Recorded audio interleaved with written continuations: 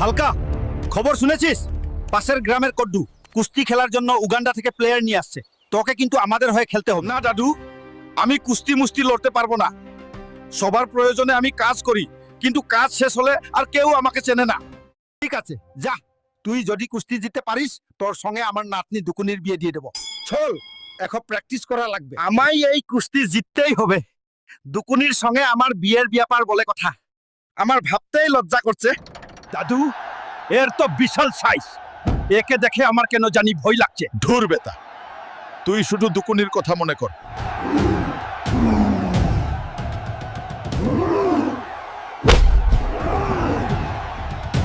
দাদু, আমার ট্রফি লাগবে না। তুমি তোমার কথা রাখো। তোমার নাতনি দুকুনির সঙ্গে এখন আমার বিয়ে দাও, তাহলেই আমি শান্তি পাবো। কি বললি তুই? আইনাই নিজের চেহারা দেখছিস? বামন হয়ে চাঁদে হাত বাড়াচ্ছিস? দেখছিস এটা কি?